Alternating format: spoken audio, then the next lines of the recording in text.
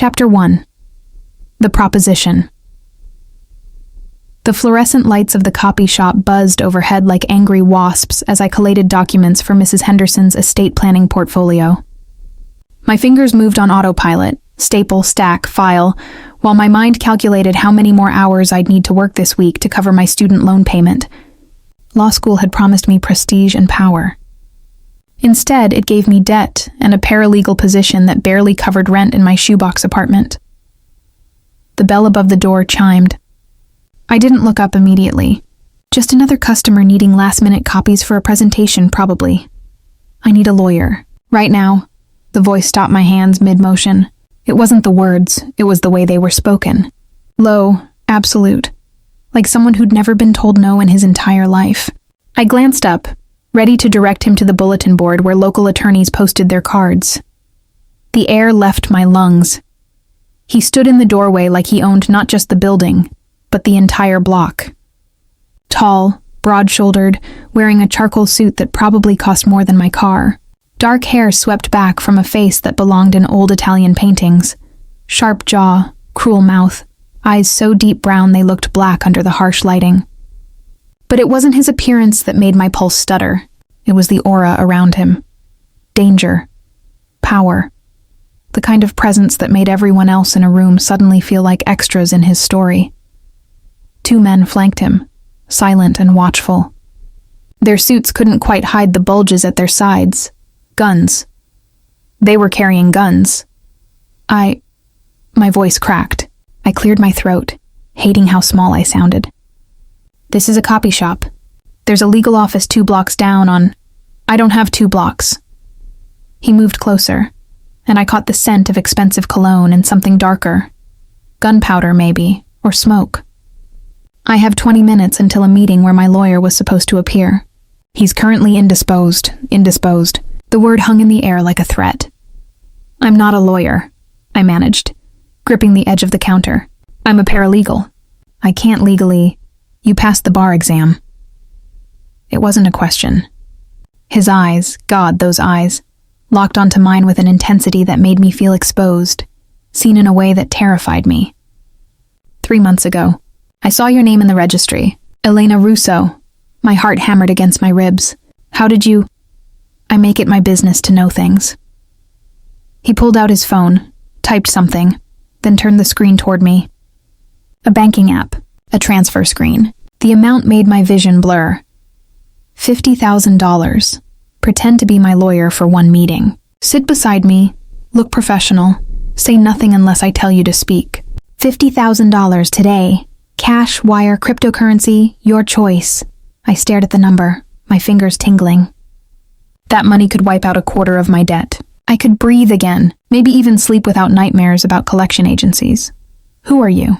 The question escaped before I could stop it. Something flickered across his face. Amusement, maybe, or appreciation. Does it matter? Yes. I forced steel into my voice, even as every instinct screamed at me to run. Because men who need fake lawyers aren't usually discussing property disputes. One of his guards shifted, hand moving toward his jacket. The boss raised 1 finger without looking back, and the man froze. Smart. He leaned against the counter, close enough that I could see the faint scar cutting through his left eyebrow. My name is Dante Valencio. And you're right, this isn't a property dispute. It's a negotiation with people who respect shows of force and legitimacy. Having a lawyer present sends a message. Valencio. The name detonated in my brain like a grenade. Everyone in the city knew that name, even if they pretended not to. The Valencio family controlled everything from the docks to City Hall, their influence spreading through the underworld like roots through concrete. Protection rackets, money laundering, gambling, and those were just the rumors. Your Mafia. I breathed the word. Taking a step back, I prefer entrepreneur. His mouth curved into something that wasn't quite a smile. But semantics won't pay your student loans, Elena. The meeting is in 17 minutes. After that, the offer expires and you go back to making $9 an hour printing divorce papers. 12. I made $12 an hour, but I didn't correct him. This was insane. Suicidal. Everything I'd worked for, my degree, my carefully constructed future, could evaporate if I walked into whatever fresh hell he was proposing. I could lose my license before I even got sworn in. Or worse. People who associated with men like Dante Valencio ended up in news stories with words like tragic and unsolved. But $50,000 and something else. Something I didn't want to examine too closely. The way his eyes held mine, like I was the only person who'd ever mattered. The electricity crackling in the space between us, dangerous and magnetic and utterly forbidden. One meeting, I heard myself say. I sit quietly, look professional, and leave. That's it. He extended his hand. Long fingers, calloused knuckles that had definitely broken something, or someone, before. I took it. His grip was warm, firm, absolutely certain. The handshake lasted a second too long, his thumb brushing across my knuckles in a gesture that felt both possessive and gentle. My car's outside. He released my hand, and I immediately felt the loss of that heat. Bring your bag. And Elena? I grabbed my purse with shaking hands, not bothering to clock out. Mrs. Henderson could wait. Yes? Don't be afraid of me. His voice dropped lower, intimate, terrifying in its honesty. Be afraid of how much you're going to want to stay. The door opened. Rain had started falling, turning the city lights into watercolor smears. A black SUV idled at the curb, sleek and predatory. I stepped into the rain, into his world, and knew with absolute certainty that nothing would ever be the same. The door closed behind me with the finality of a prison cell locking shut. Chapter 2. The meeting. The SUV's interior smelled like leather and money. I sat rigidly in the back seat, my discount briefcase clutched on my lap like a shield, while Dante sat beside me with the casual confidence of a king surveying his territory. The two guards occupied the front seats, silent as statues. Rain streaked the tinted windows, transforming the city into a blur of neon and shadow. We drove through neighborhoods I recognized, then into ones I'd only seen on the news, where warehouses crouched along the waterfront like sleeping giants, where streetlights flickered and died, where the law ended and something older took over. You're quiet. Dante's voice cut through the hum of the engine. You told me not to speak unless instructed. I kept my eyes forward, afraid that looking at him would make this too real. I said during the meeting, right now you're allowed to breathe. A pause, though I'm starting to wonder if you remember how. Despite everything, my mouth quirked. Is this supposed to calm me down? Driving into what looks like the set of a crime documentary? We're going to the Raven's Nest. It's a restaurant, with armed guards and presumably more armed people inside.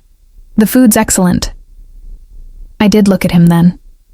His profile was carved from stone, perfect and merciless, but something played at the corner of his mouth. Was he amused? Testing me? What exactly am I walking into? I asked. You said negotiation, but business partners who need reminding of the terms of our arrangement. He finally turned to face me, and the intensity of his gaze in the close confines of the car made my breath catch. They've been skimming profits from our joint venture. Tonight we renegotiate.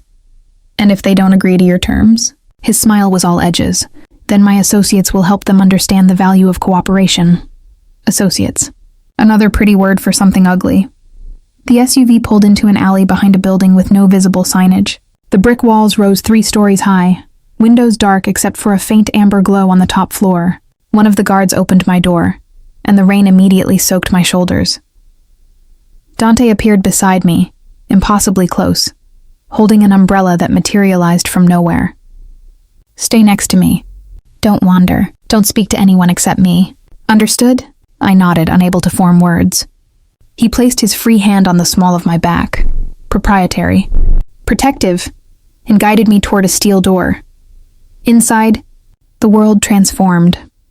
The ground floor was indeed a restaurant, but the kind that existed in a different dimension from my reality. Crystal chandeliers dripped light like liquid gold. The walls were covered in dark silk, and the few occupied tables hosted people who looked like they'd stepped from the pages of luxury magazines. A jazz quartet played in the corner, the piano notes melancholy and seductive. We didn't stop there.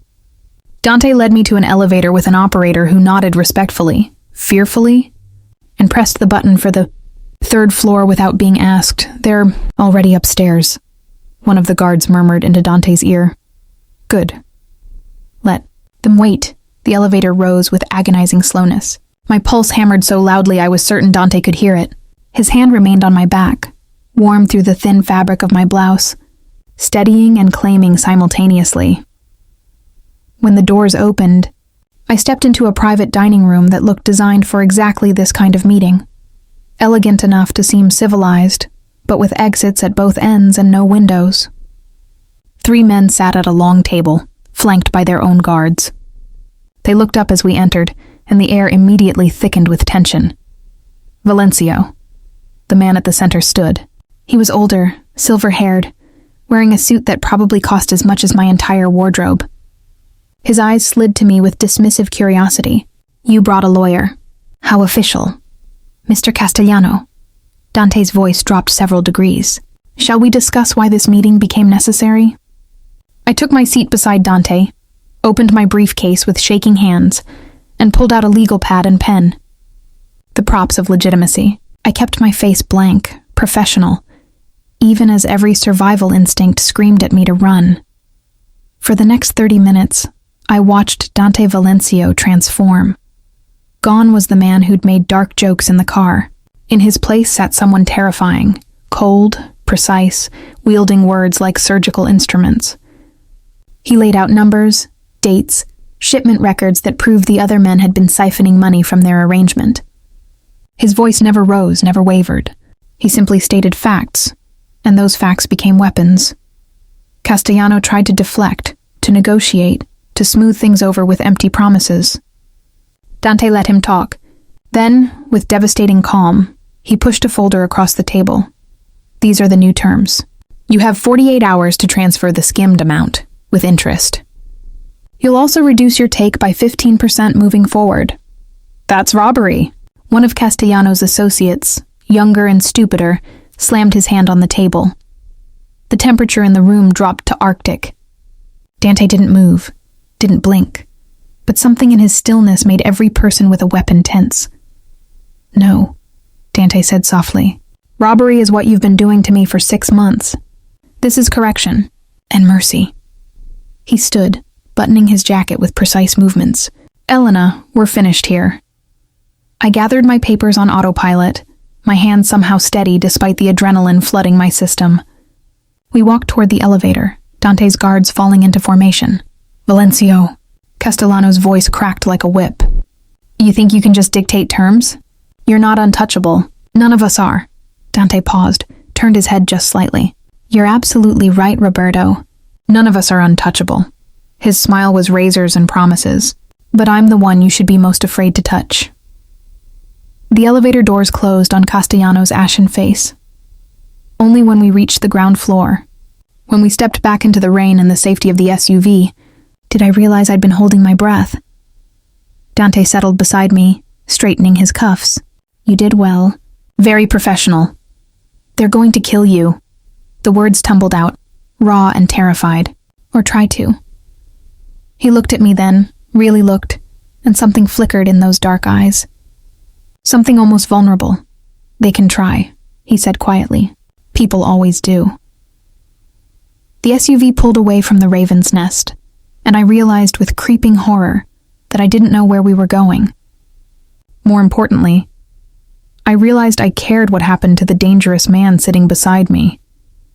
That realization terrified me more than anything I'd seen tonight.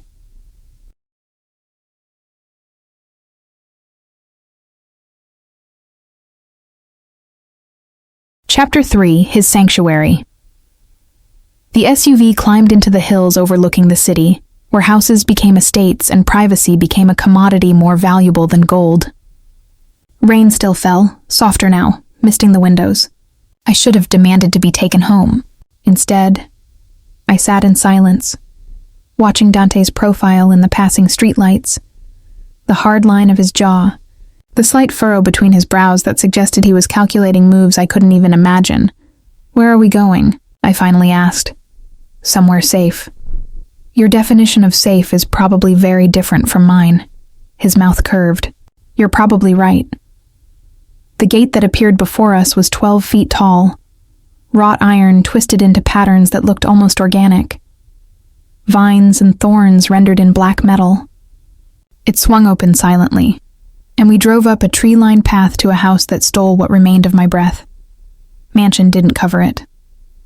The building sprawled across the hilltop like something from another era, stone and glass, modern architecture married to old-world grandeur. Warm light spilled from floor-to-ceiling windows, and through them I glimpsed artwork, marble, a life so far removed from my studio apartment that we might as well have been different species. This is your house. Another brilliant observation. Elena, one of them. Dante opened his door before the guard could reach it. Come on, you've earned more than $50,000 tonight. I followed him up stone steps to an entrance that looked like it belonged to a museum. The door opened before we reached it. Another guard, this one older, with kind eyes that seemed incongruous in this world. Mr. Valencio, everything's prepared. Thank you. Marcus. Dante's hand returned to my back as we entered, and I tried not to think about how natural that touch was starting to feel. Elena, this is Marcus. He runs the household. Anything you need, ask him. Marcus nodded to me with surprising warmth. Miss Russo, welcome. The foyer alone was larger than my entire apartment. A chandelier hung from a ceiling that seemed impossibly high, and a staircase curved upward like something from a fairy tale. But Dante led me past it, through corridors lined with art I suspected was original, into a room that made me stop in the doorway. His study. It had to be. Floor-to-ceiling bookshelves covered 3 walls, filled with leather-bound volumes and modern bestsellers in equal measure. A fireplace crackled with real flames, casting dancing shadows across Persian rugs and furniture that managed to be both expensive and comfortable. Rain tapped against the windows that overlooked the city, a carpet of light stretching to the dark ocean beyond. Sit. Dante moved to a bar cart, pouring amber liquid into 2 crystal glasses. You're shaking. I hadn't realized until he said it. I sank into a leather chair that probably cost more than my car, my legs suddenly unable to hold me. I'm fine. You're in shock. He pressed a glass into my hand. Drink. It'll help. The whiskey burned going down, but he was right. Heat spread through my chest, loosening the knot of tension. Dante took the chair across from me, loosening his tie with one hand. The gesture was simple, human, and somehow more intimate than anything else that had happened tonight. Why did you bring me here? I asked. You asked where we were going. I told you, somewhere safe. Safe for who? His eyes met mine over the rim of his glass. For you. I don't understand. Castellano saw you tonight. Saw you sitting beside me. Saw you leave with me. In his world, that makes you connected to me. Which means... He trailed off, jaw tightening. I need to make sure you're protected until this situation resolves. Ice water replaced the whiskey's warmth. You're saying I'm in danger because I helped you? I'm saying I miscalculated. For the first time, something like regret crossed his features. I should have thought through the consequences of bringing you to that meeting. Castellano is old school, paranoid. He'll want to know who you are, what you know. My enemies have a habit of using leverage against me. Leverage. The word felt hollow. That's what I am now? A liability? No. He leaned forward, elbows on his knees, and the intensity in his gaze pinned me to the chair. You're someone who made a choice tonight without understanding the full cost. That's on me, not you. And I protect what's mine. I'm not yours, aren't you? He didn't say it like a question. I paid you $50,000.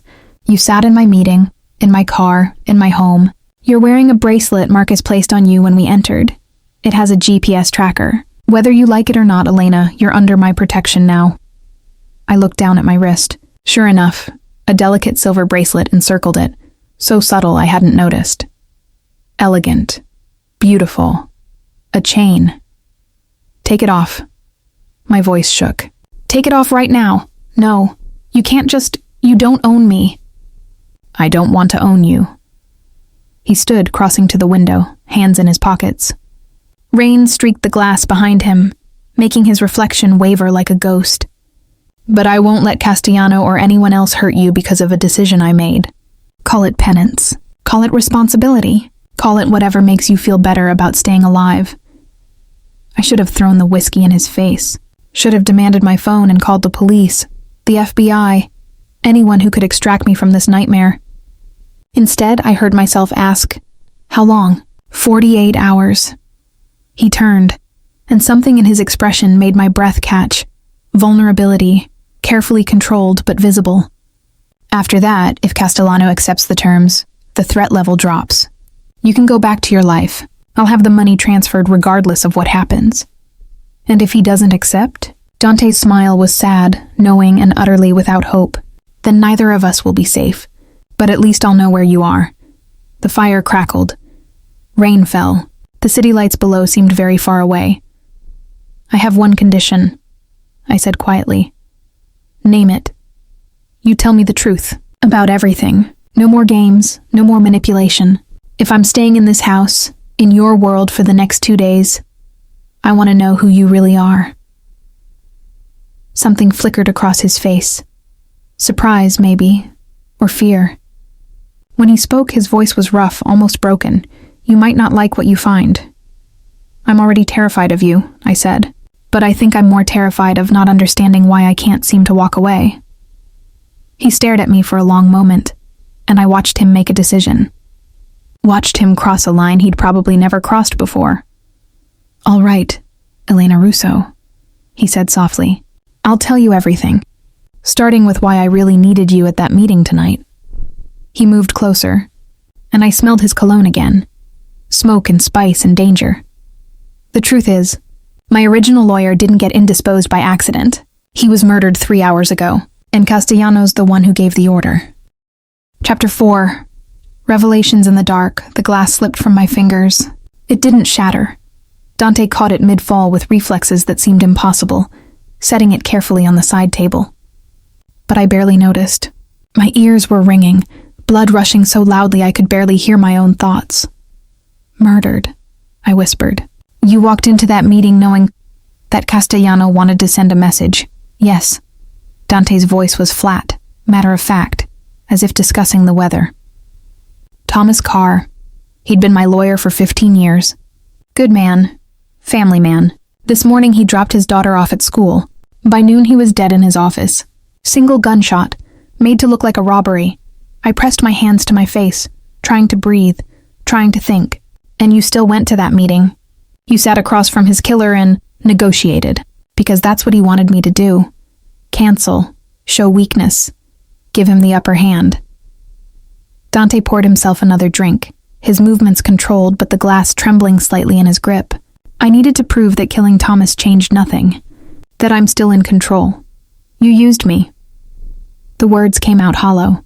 You put me in a room with a murderer and used me as a prop in your power play. Yes, at least he didn't lie. Somehow that made it worse. I stood, legs unsteady, and moved to the window. The city below looked peaceful from this height, rain-washed and twinkling. Down there, people were living normal lives, watching television, putting children to bed, worrying about mortgage payments and grocery bills. Up here, I was trapped in a mansion with a man who orchestrated meetings with killers like it was just another Tuesday. Elena. His voice came from behind me, closer than I expected. I know what you're thinking. Do you? I spun to face him, because I'm thinking that I should never have walked out of that copy shop. That $50,000 isn't worth my life, that you're exactly as dangerous as everyone says, and I was an idiot to believe otherwise. He flinched. Barely, but I saw it. You're right. Then let me go. I can't. The rawness in his voice stopped my anger mid-breath. Thomas's wife is under my protection now. His daughter. I've moved them somewhere Castellano can't reach them, but it won't last if I show any more weakness. And you? He reached out, then dropped his hand, as if touching me would be crossing a line he couldn't uncross. You became visible the moment you sat beside me. I put a target on your back. So this protection, this house arrest, it's guilt? Partially. He moved to the fireplace, staring into the flames. The light carved shadows across his face, making him look older, wearier. But it's also selfish, Because when I saw you tonight sitting there with your legal pad and your terrified eyes, pretending to be confident, I thought..." He trailed off. "What?" I asked, hating how much I wanted to know. "What did you think?" "That you were the first real thing I'd seen in years."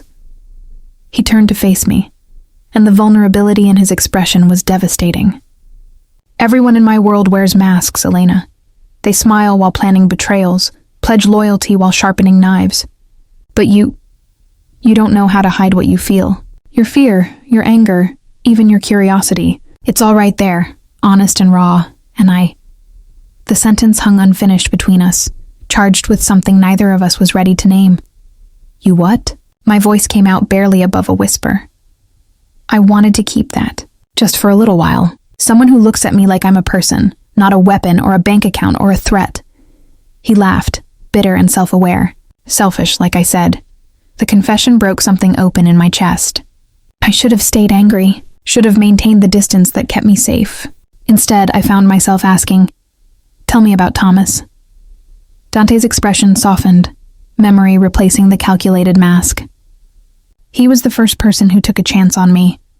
I was 22, fresh from taking over my father's business, drowning in legal complications I didn't understand. Every lawyer in the city knew who I was, what I was, and wanted nothing to do with me. But Thomas, he smiled, sad and genuine. He said everyone deserves legal representation, even the monsters. Then he spent 10 years proving I wasn't one. Was he right? You tell me. Dante met my eyes. I've killed people, Elena, ordered deaths, sanctioned violence, built an empire on things that would horrify you. But I've also protected families, kept neighborhoods safe that the police abandoned, made sure that people who work for me can feed their children. Does that balance? Does any amount of good erase the blood? I didn't have an answer. The moral certainty I'd carried my entire life, clear lines between right and wrong, legal and criminal, was blurring in the firelight. Why are you telling me this? I asked, because you asked for truth. He crossed to me, close enough that I could feel the heat radiating from him, see the faint scar through his eyebrow, count his heartbeats in the pulse at his throat. And because I think you deserve to know what you're caught in, who I am, what staying here means. It means 48 hours until the danger passes. It means 48 hours where I'm going to do everything in my power to keep you safe. His hand rose, hovering near my face, not quite touching, even if keeping you safe means keeping you close. Even if it means you end up hating me when this is over. I should hate you already. But my voice betrayed me. Soft and uncertain, should. His fingers finally made contact, brushing a strand of rain-dampened hair from my face. The touch was gentle, reverent, completely at odds with everything I knew about him. But you don't, not completely, and that terrifies you almost as much as it terrifies me. He was right. God help me, he was right. A phone buzzed, harsh and intrusive. Dante pulled back immediately, all business again as he answered. His expression darkened with each passing second. When? A pause. How many? Another pause, longer. Lock down the property. No one in or out without my authorization. He hung up, and when he looked at me, I saw something I hadn't seen before. Fear. What happened? I asked. Castellano's men. They just hit 3 of my businesses downtown. His jaw clenched. This isn't a negotiation anymore, Elena. It's war. And you're in the middle of it. Chapter 5. When Worlds Collide. The next 3 hours passed in a blur of activity that made my head spin. Dante's house transformed from peaceful sanctuary into command center. Men arrived, not guards, but lieutenants, each carrying tablets and phones, speaking in rapid-fire Italian and English about shipments, territories, and casualties. I caught fragments. 2 warehouses burning, a club shot up, 6 men in the hospital. I sat in the corner of Dante's study, invisible and hyper-aware, watching him orchestrate responses with the precision of a general. This was the man Castellano feared, not the one who'd touched my face with gentle fingers, but the one who spoke death sentences in calm, measured tones. Pull everyone from the east side. Fortify the ports. That's where he'll strike next. Dante stood over a map spread across his desk, marking positions with brutal efficiency. And find out who's feeding him information. Someone told him exactly which locations to hit. Boss. Marcus appeared in the doorway, his kind eyes now hard with concern. Miss Russo should probably stay where I can see her. Dante's response was immediate, absolute. His gaze flicked to me briefly. She doesn't leave this room. I should have protested.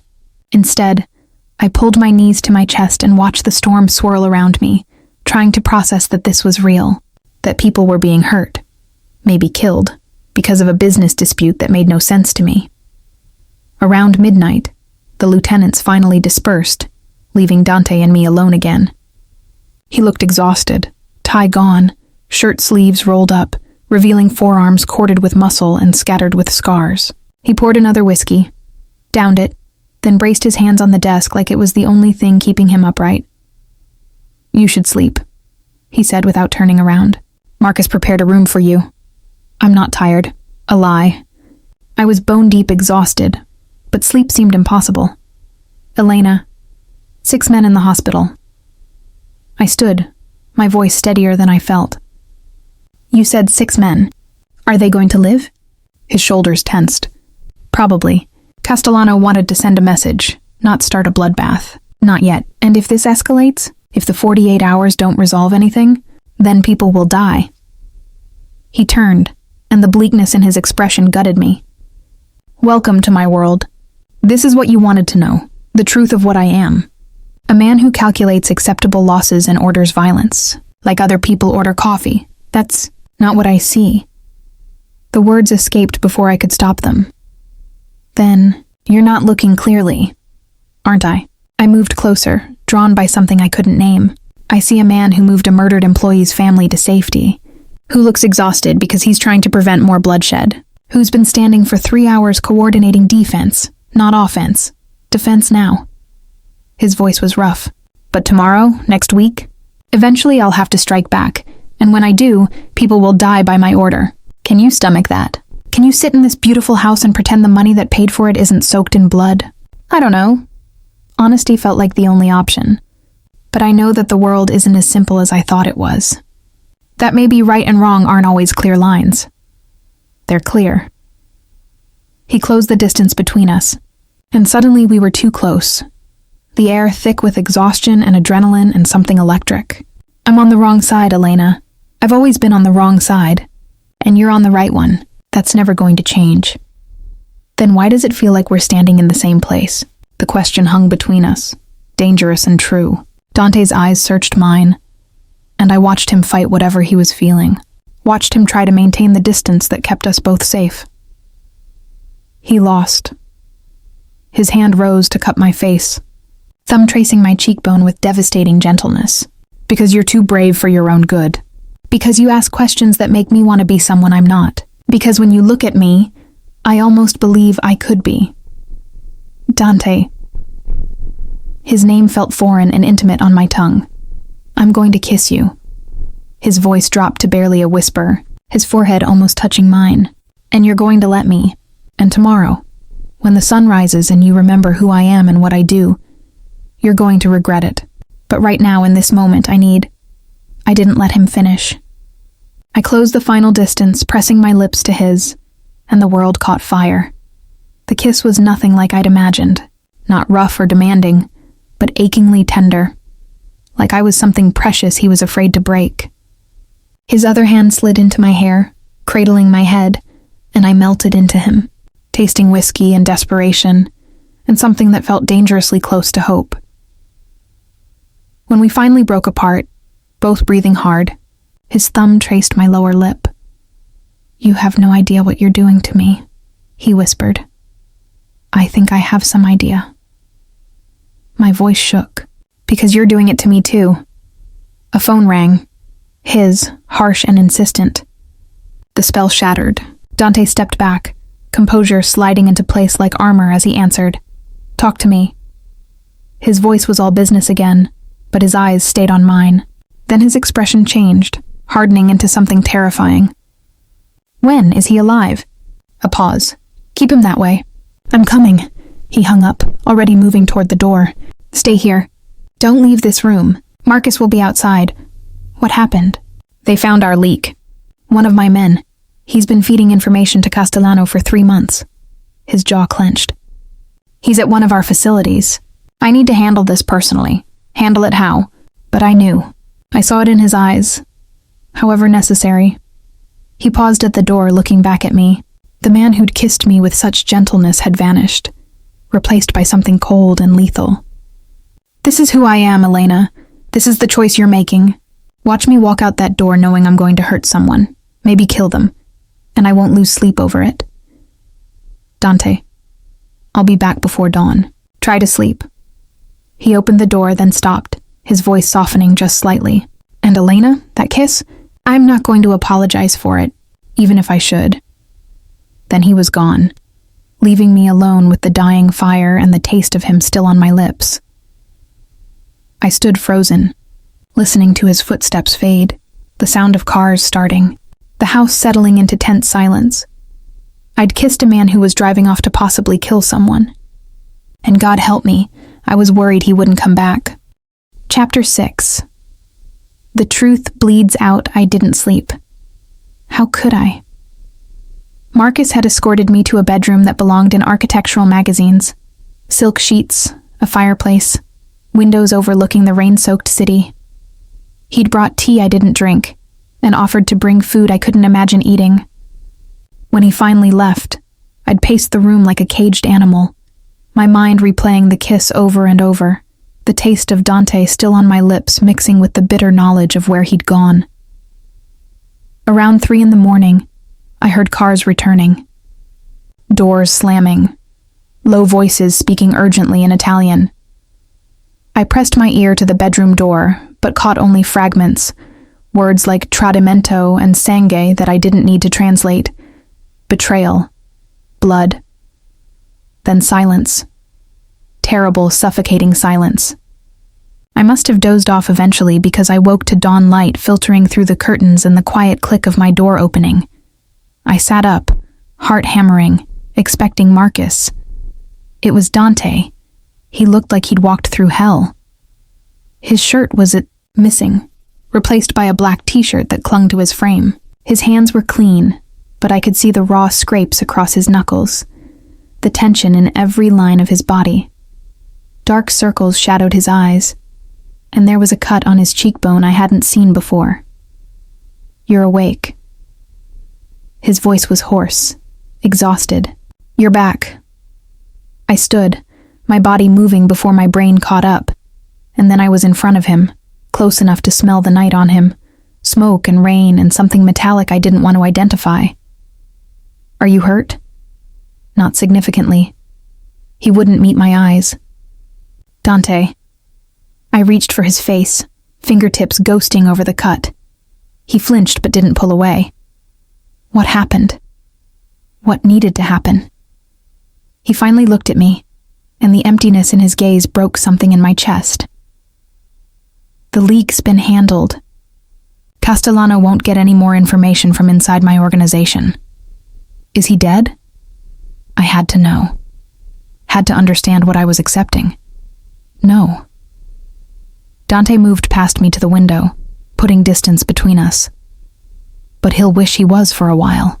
I needed information. Who else was involved? What he'd already told them. Whether Castellano has other plants in my operation. I got what I needed. Torture. He was describing torture in the same flat tone someone might use to discuss a business transaction. I should have been horrified. I was horrified.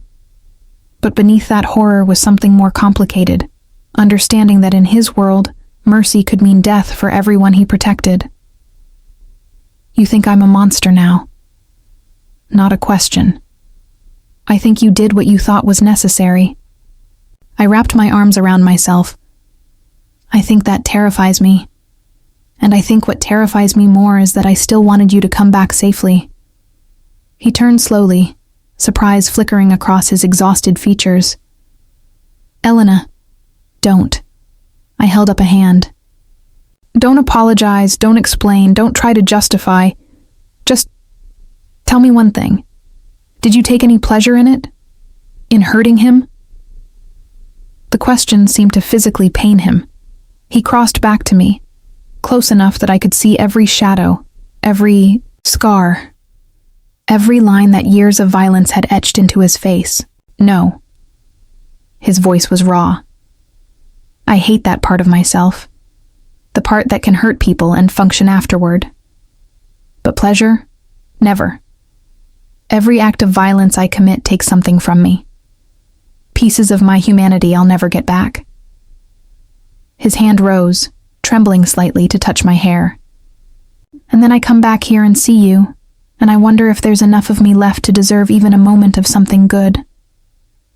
I couldn't breathe, couldn't think past the ache in my chest. Sit down, I said quietly. Let me clean that cut. You don't have to. Sit. Down. He obeyed, sinking into the chair by the window with a weariness that seemed to go bone deep. I found a first aid kit in the bathroom. Of course, there was a fully stocked first aid kit, and returned with antiseptic and bandages. Standing between his knees, I cleaned the cut on his cheekbone with gentle fingers. He watched me the entire time, eyes tracking my every movement like I was something miraculous he couldn't quite believe was real. "Why aren't you running?" he asked softly. "I don't know." I applied a small bandage, then moved to examine his knuckles. The skin was split, bruised, swollen. I cleaned each wound carefully. Maybe because I see the way you look after you do these things, like each one costs you. Maybe because I'm starting to understand that the world isn't divided into good people and bad people. It's full of people making impossible choices. That's a rationalization. But his hands turned, palms up, accepting my care. "You're making excuses for me." Maybe. I met his eyes. Or maybe I'm just seeing the whole picture instead of the parts I want to see. The whole picture should make you run. It probably should. I finished bandaging his knuckles, but I didn't step away. Neither did he. "But I kissed you last night. I stood by the window and worried about you coming back. I'm treating your wounds at dawn after you spent the night doing things I can't even fully comprehend. If I was going to run, Dante, I think I would have done it already." Something broke in his expression, relief and anguish mixing into something devastating. He pulled me closer, wrapping his arms around my waist, pressing his forehead against my stomach like I was an anchor in a storm. "You're going to destroy me," he whispered. "You're going to make me want things I can't have, feel things I can't afford to feel." I ran my fingers through his hair, feeling him shake with exhaustion or emotion or both. "Then we'll be even, because you're doing the same to me." We stayed like that as dawn broke fully, washing the room in pale gold light. Two people from different worlds, caught in something neither of us understood, both too far gone to turn back. A phone rang. Always a phone. Always the world intruding. Dante pulled away reluctantly, answering with a single word. "Yes?" His expression transformed from exhausted vulnerability to sharp focus. "When?" A pause. "Don't engage. I'm on my way." He stood, and I saw the mask slide back into place. The ruthless leader replacing the broken man who'd sought comfort in my arms. "Castellano's moving," he said. "He's going after Thomas's family. The safe house location leaked somehow." His jaw clenched. "I have to go." "Then I'm coming with you." "Absolutely not. A woman and a child are in danger because of this." My voice was steel. "You don't get to protect me while they die. I'm coming." For a moment I thought he'd argue. Instead, something like admiration crossed his face. "Get dressed," he said. "We leave in 5 minutes." Chapter 7. Into the Fire. The safe house was 40 minutes outside the city, hidden in farmland that rolled green and deceptively peaceful under morning clouds. We took 3 vehicles, Dante and me in the lead SUV, 2 cars full of armed men following close behind. My hands were clenched in my lap the entire drive, Dante's jaw set in a hard line as he made call after call, coordinating movements I only half understood. How did they find them? I asked when he finally hung up. I don't know. The admission clearly killed him. Either we have another leak, or Castellano has resources I didn't account for. Either way, I failed them. You moved them to safety. You tried. Trying doesn't matter if they die. His knuckles whitened on his phone. Thomas trusted me with his family. Trusted me to keep them safe after... He didn't finish, but he didn't need to. I placed my hand over his, feeling the tension vibrating through him. Then we make sure that trust wasn't misplaced. He looked at me like I'd said something profound instead of obvious, then laced his fingers through mine. The gesture was simple, human, and somehow more intimate than the kiss we'd shared. The safe house came into view, a modest 2-story surrounded by fields with a barn and a few outbuildings. It looked ordinary, forgettable. That was probably the point. But as we drew closer, I saw things that made my stomach drop. Tire tracks in the mud that shouldn't be there. A front door hanging slightly open, curtains drawn when they should have been. Stay in the car. Dante was already moving, gun appearing in his hand with practiced ease. Dante. Elena. He turned, and his eyes were desperate. Please, if something happens, if this goes wrong, you drive back to the city. You go to the police, you tell them everything, you make sure Castellano pays for this, but you don't follow me inside. Promise me, I wanted to argue. Instead, I nodded, knowing it was a lie, knowing he probably knew it too. He was out of the SUV in seconds, his men flanking him with military precision. They moved toward the house like water, silent and coordinated. I watched from behind tinted glass, my heart in my throat, as they disappeared inside. Seconds stretched into minutes. No gunfire, no shouting, just terrible, suffocating silence. Then a woman's scream shattered the morning air. I was out of the car before I could think, running toward the house on legs that felt disconnected from my body. One of Dante's men tried to intercept me, but I dodged past him, stumbling through the open door into chaos. The living room looked like a storm had torn through it. Furniture overturned, glass shattered, blood spattered across the wall. A woman huddled in the corner, clutching a little girl to her chest. Thomas's wife and daughter, they were alive, terrified but alive, and standing over them, gun leveled, was Dante. But he wasn't looking at them. He was looking at the man on the floor, one of his own guards, the one who'd been stationed here. The man was pleading in rapid Italian, hands raised, blood streaming from his nose. Boss, I swear I didn't... You were the only one who knew this location. Dante's voice was death itself, the only one besides Marcus and me. So either you told them, or you're so incompetent you let them follow you here. Which is it? I swear on my mother, your mother is dead. Try again, Dante. I didn't mean to speak. The word just escaped, drawing every eye in the room to me. His expression when he saw me was pure fury. I told you to stay in the car. I heard screaming. I moved to the woman crouching beside her. Are you hurt? Either of you? She shook her head, tears streaming down her face. The little girl, she couldn't have been more than 7, stared at me with enormous dark eyes. She looked like Thomas. God, she looked exactly like him. Elena, get out. Dante's voice was strained. This isn't... You can't be here for this. For what? But I knew. I saw it in the set of his shoulders, the cold calculation in his eyes. He was going to kill this man, right here, right now, in front of a widow and a child. He betrayed us. He let Castellano's men get close enough to terrorize a woman and child under my protection. Each word was ice. That can't go unanswered. Then answer it somewhere else. I stood, keeping myself between him and Thomas's family. Not here. Not in front of her daughter. Move, Elena. No. The room held its breath. Dante's men exchanged glances, clearly wondering if their boss was going to physically move me or shoot through me. The guard on the floor whimpered, but it was the little girl who broke the standoff. She emerged from her mother's arms, tiny and brave, and walked straight to Dante. She looked up at him with Thomas's eyes and said in a small, clear voice, "My daddy said you're a good man. He said you keep promises." Dante's gun lowered a fraction. I watched something crack in his expression. He also said good men don't hurt people in front of kids. She took his hand, his gun hand, with complete trust. Are you a good man? The question hung in the air like a prayer. Dante stared down at her.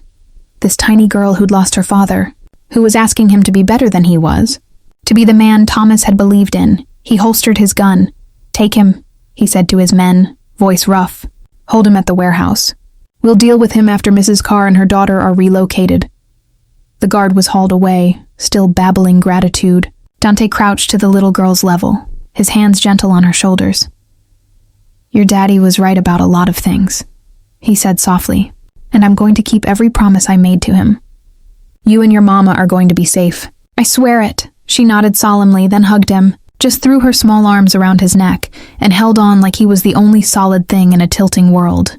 Over her shoulder, Dante's eyes met mine, and what I saw there stole my breath. Gratitude, anguish, and something that looked dangerously like love. Then the windows exploded inward, and gunfire erupted from every direction. Dante threw himself over the child as glass rained down, and I felt arms grab me, dragging me behind the overturned couch as the world dissolved into violence and screaming and the acrid smell of gunpowder. Castellano had found us, and now we were trapped.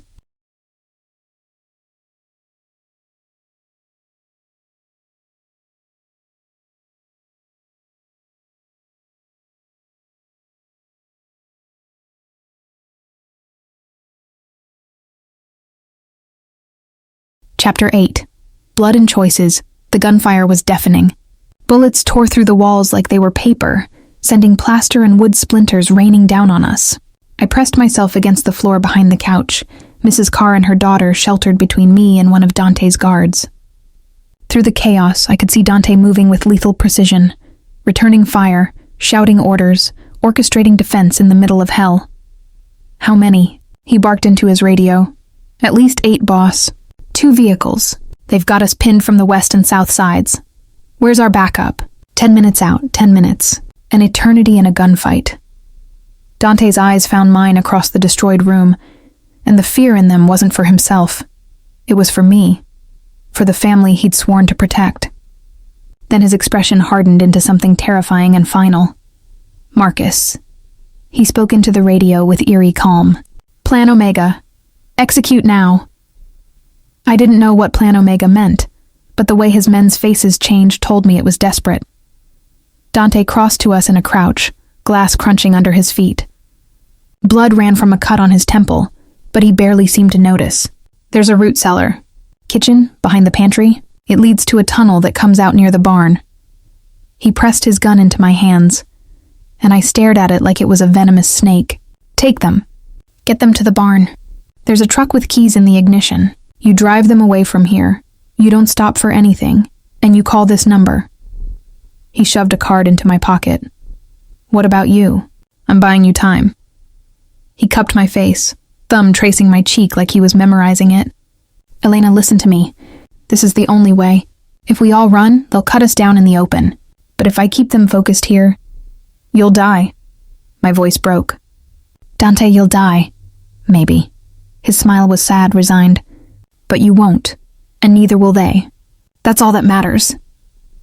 No. I gripped his wrist, feeling his pulse racing beneath my fingers. No, there has to be another way. We wait for backup, An explosion rocked the house. The front wall buckled, flames licking up from somewhere below. They'd thrown something, a Molotov maybe or worse. Smoke began filling the room, thick and choking. Now, Elena, move. Mrs. Carr grabbed my arm, her daughter in her other hand, pulling me toward the kitchen. I stumbled after them, Dante's gun heavy in my grip, my eyes burning from smoke and tears I refused to shed. At the kitchen doorway, I looked back. Dante stood in the center of the destroyed room, silhouetted against flames and gunfire, looking like something from a painting of hell. Our eyes met one last time. I'm sorry, he mouthed. Then he turned back to the fight, and I lost sight of him as Mrs. Carr dragged me into the kitchen. The root cellar door was hidden behind a false wall in the pantry, just like he'd said. Stone steps descended into darkness. Mrs. Carr went first, her daughter clinging to her, and I followed, pulling the door shut behind us. The gunfire became muffled but no less terrifying. The tunnel was narrow, damp, smelling of earth and decay. We ran in near total darkness, my free hand trailing the wall, Mrs. Carr's panicked breathing echoing around us. The tunnel felt endless. Every second was an eternity. Behind us, I heard muffled sounds. Another explosion, more gunfire, something that might have been screaming. I forced myself forward, forced myself not to think about Dante surrounded by flames and bullets, buying our escape with his life. Light appeared ahead, the tunnel exit. We emerged in the barn, dusty and cobwebbed, a truck sitting exactly where Dante had promised. I fumbled with the keys, my hands shaking so badly I nearly dropped them. The engine roared to life. "Get in the back," I told Mrs. Carr. "Stay low, keep her head down." She climbed in without argument, wrapping herself around her daughter. I threw the truck into gear and crashed through the barn door into morning light that seemed obscene in its normalcy. The safe house behind us was engulfed in flames. Black smoke billowed into the pale sky. I couldn't see anyone, couldn't tell who was winning or losing, or gunfire erupted from my right. The truck's side mirror exploded. I screamed, jerking the wheel, and suddenly we were racing down the dirt road with bullets chasing us. In the rearview mirror, I saw two figures running after us, firing, but we were pulling away. I drove like I'd never driven in my life. Reckless, wild, the truck bouncing over ruts and potholes. Behind us, the sound of gunfire faded. We hit the main road, and I took turns at random, following Dante's instructions to just drive, to put distance between us and that burning nightmare. 15 minutes later, my hands still shaking, I pulled into a gas station parking lot and fumbled for the card Dante had given me. A phone number, nothing else. I used Mrs. Carr's phone to dial, since mine was back at Dante's mansion. "Yes?" Marcus's voice answered immediately. "It's Elena. We're out. We're safe." A pause, heavy with relief. "Thank God, where are you?" I told him. He gave me instructions to a new location. Another safe house, he said, one that absolutely no one knew about. He'd meet us there. "Marcus," my voice cracked. "Dante, is he? I don't know." His voice was strained. "Communications went dark 3 minutes ago. Teams are converging on the location now." Dark. Communications went dark. That meant I hung up before I could fall apart. Mrs. Carr was crying softly in the back, soothing her daughter with lies about everything being okay. I stared at Dante's gun on the passenger seat, at my hands covered in plaster dust and his blood from that cut on his temple I'd touched. He couldn't be dead. He couldn't be. Not when I'd just started to understand what he meant to me. Not when I'd never told him that watching him show mercy to that little girl had made me fall the rest of the way into something I couldn't name, but couldn't deny. My phone, Marcus's phone, buzzed. A text from an unknown number. "He's alive. Barely. Coming to you. 3 hours. Be ready." I stared at the message, and something between a sob and a laugh escaped me. He was alive. Dante was alive, but barely meant wounded. Barely meant vulnerable. Barely meant that this war was far from over. I drove Mrs. Carr and her daughter to the new safe house, my mind already racing ahead. When Dante arrived, everything would change. Because I'd made my choice in that burning house.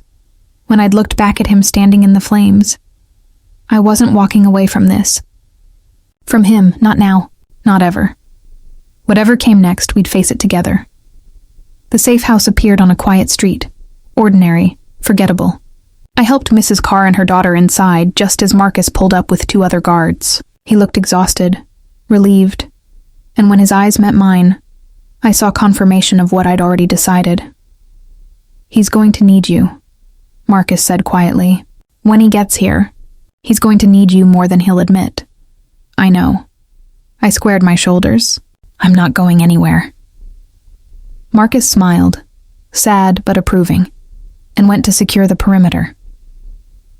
I stood at the window, watching the street, waiting for Dante to arrive, waiting to see what we'd both become in the aftermath of fire and blood and impossible choices. 3 hours felt like forever. Chapter 9, Surrender. He arrived in the back of an SUV, carried between 2 of his men. The sight of him made my heart stop. Blood soaked through his shirt on the left side, a makeshift bandage already crimson. His face was ashen, jaw clenched against pain he refused to voice. But he was conscious, eyes finding mine the moment they brought him through the door, and the relief in his gaze mirrored my own. "Bedroom. Now," Marcus directed, and they half-carried Dante down the hallway. I followed, my medical knowledge from a single semester of pre-law first aid feeling woefully inadequate. They laid him on the bed with surprising gentleness. Marcus was already on the phone, speaking rapid Italian. Something about a doctor, discreet, 20 minutes. Dante's hand shot out, gripping Marcus's wrist. "No doctor. Can't risk it." His voice was strained but absolute. "Elena can handle it." Every eye turned to me. I stared at Dante like he'd lost his mind along with the blood. "I'm not a doctor. I took one CPR class and..." Bullet went through. He grimaced as he tried to sit up. Failed. "Clean exit wound. Just needs cleaning, bandaging. You can do that." "Dante, please." The word was raw, vulnerable. "I trust you. Only you right now." Marcus met my eyes and I saw the truth there. Dante wasn't just being stubborn. He genuinely couldn't risk a doctor who might talk, might be compromised. In his world, even medical care was a battlefield. "Everyone out," I heard myself say, except Marcus. "I'll need help." The room cleared. Marcus brought supplies. First aid kit, clean water, towels, and to my surprise, actual medical supplies that looked suspiciously professional. I didn't ask where they came from. "Help me get his shirt off," I said, forcing my voice steady. Between us, we managed to peel away the blood-soaked fabric. The wound was high on his left side, just below his ribs. Dante was right. Entry and exit. The bullet had gone clean through. But the sight of it, of his torn flesh and the blood still seeping, made my vision swim. "Breathe, Elena." Dante's hand found mine, squeezed. "You've got this." I did breathe. Then I got to work. Cleaning the wound was torture, for him and for me watching him suffer. He made almost no sound, just sharp intakes of breath when the antiseptic hit raw flesh, his free hand clenching the sheets so hard his knuckles went white. Marcus held him steady while I worked, and I fell into a strange focus, my world narrowing to this one task. "You're good at this," Marcus observed quietly. "I'm terrified." Same thing. Sometimes, when the wound was finally clean and bandaged, I sat back, my hands trembling with delayed shock. Marcus left to dispose of the bloody towels, leaving Dante and me alone. "Thank you."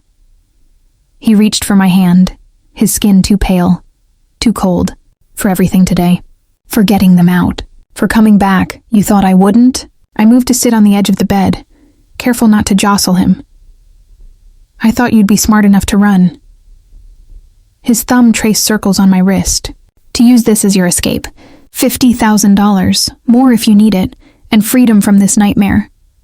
"Is that what you wanted?" "I wanted you safe." His eyes held mine. "I still do. Elena, what happened today? That's going to happen again. Castellano won't stop. And the longer you stay near me, the more danger you're in." "Then I guess I'm in danger." I laced my fingers through his. "Because I'm not leaving." "Why?"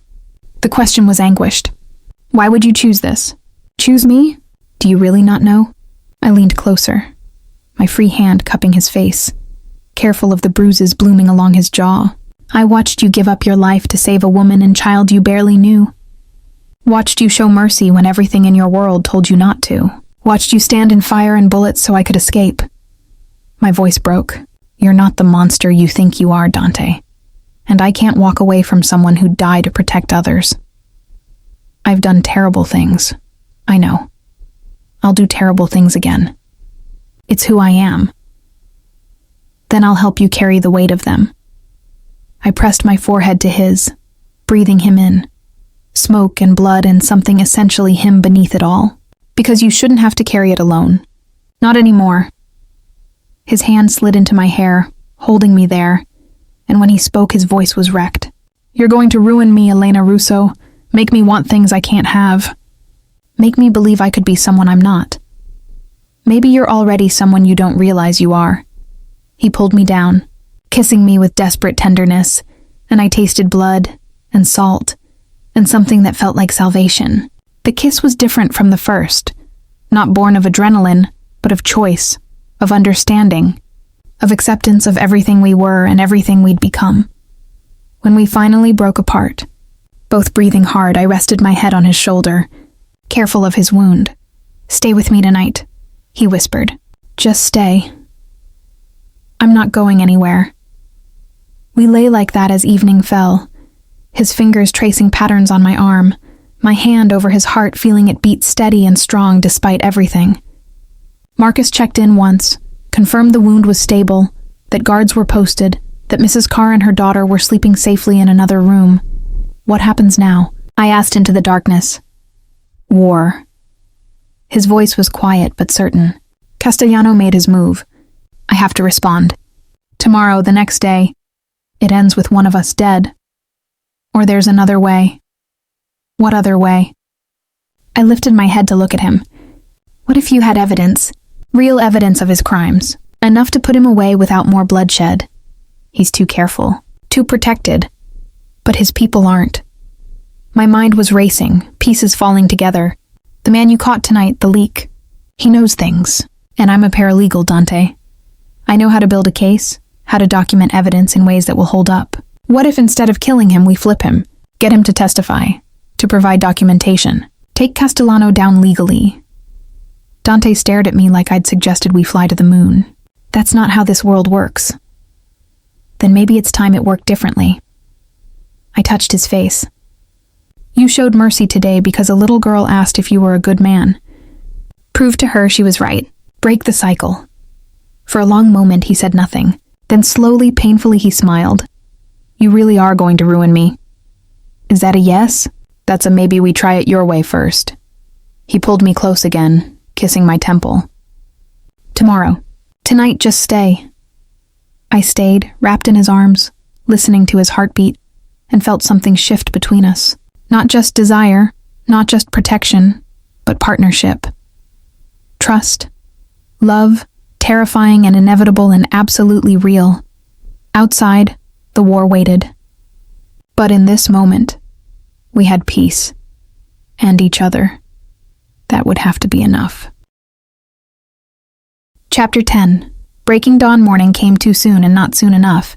I woke wrapped in Dante's arms, his breathing steady against my hair, the bandage on his side white in the pale light.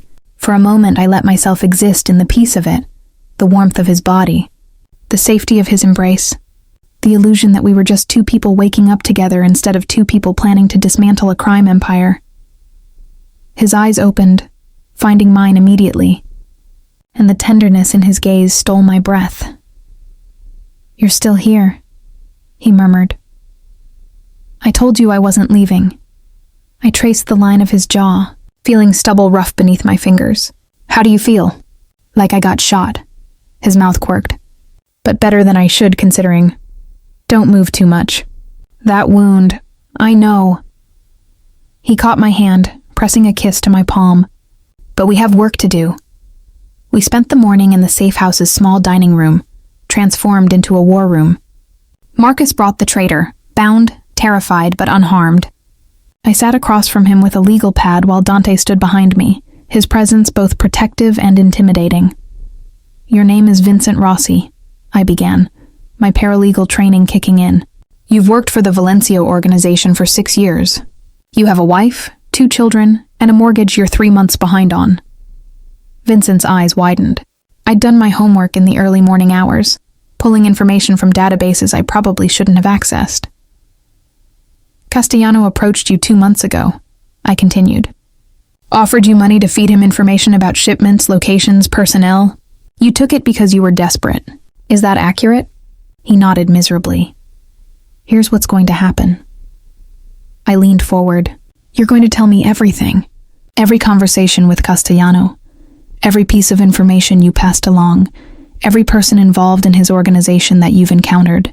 You're going to provide documentation, texts, emails, recordings if you have them. And in exchange, Mr. Valencia will ensure your family's safety and help you start over somewhere far from here.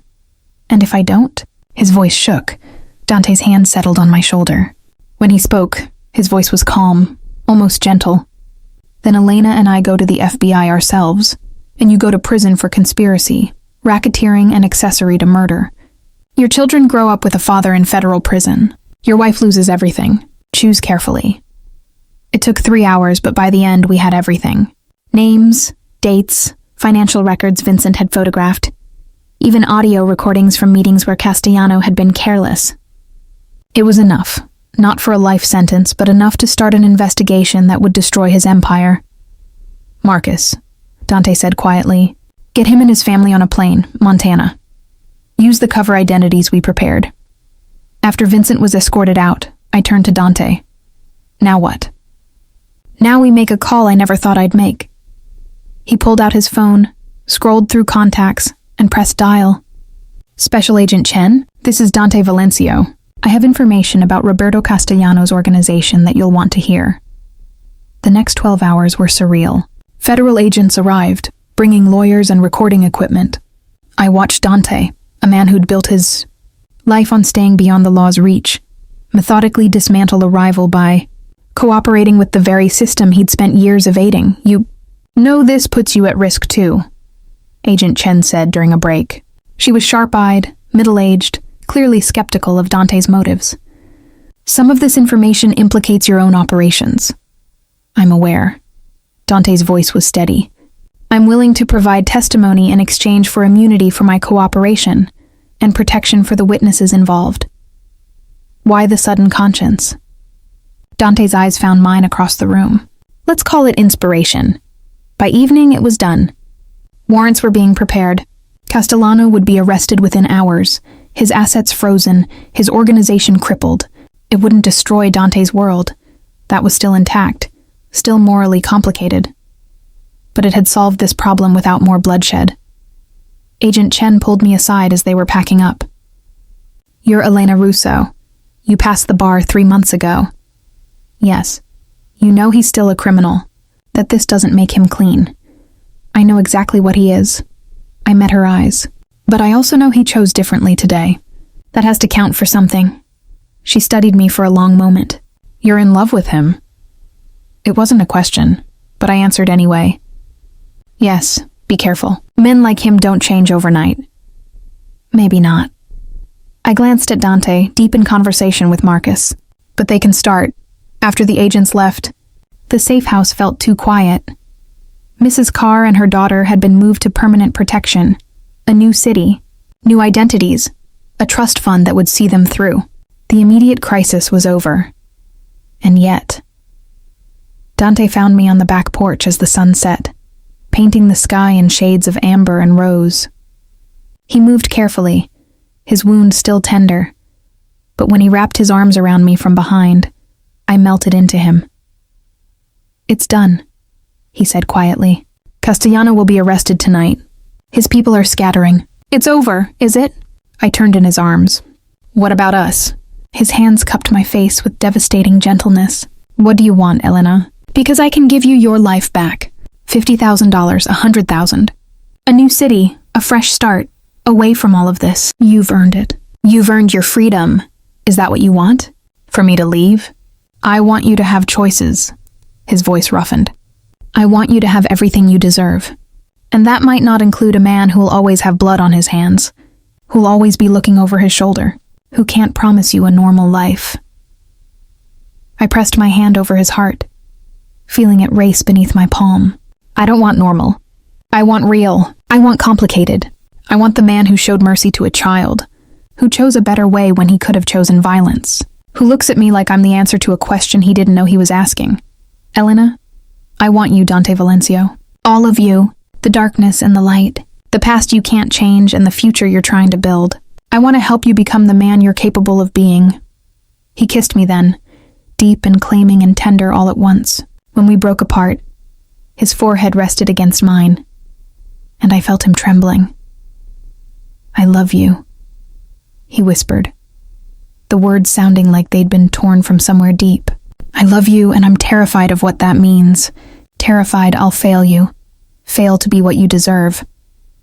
Then we'll figure it out together. I kissed him again, softer. Love isn't about deserving. It's about choosing. And I choose you, even knowing what I am, especially knowing what you are. I smiled, because I also know what you're becoming. We stood like that as darkness fell. Two people from different worlds who'd found something neither expected in fire and chaos and impossible choices. The road ahead wouldn't be easy. His world wouldn't suddenly become safe or simple, but we'd face it together. In the distance, sirens wailed, probably the raid on Castellano's estate. The end of one chapter, the beginning of another. Dante took my hand, lacing our fingers together. Come home with me, not the safe house, home, stay. For 48 hours, I teased, echoing where this had all started. For as long as you'll have me. His smile was real, warm, full of hope I'd never seen before. For forever, if you're crazy enough to want that. I thought about the copy shop, the ordinary life I'd been living just days ago. The safe, predictable future I'd planned. Then I looked at the man beside me. Complicated, dangerous, capable of both violence and extraordinary tenderness. And knew with absolute certainty that I'd choose this chaos over that safety every single time. Forever sounds perfect, I said. He pulled me close. And as we walked back inside together, I realized something profound. I hadn't just fallen in love with Dante Valencio. I'd found the person I was meant to become. Someone brave enough to love without conditions, strong enough to demand better, and wise enough to know that redemption was possible for anyone willing to fight for it.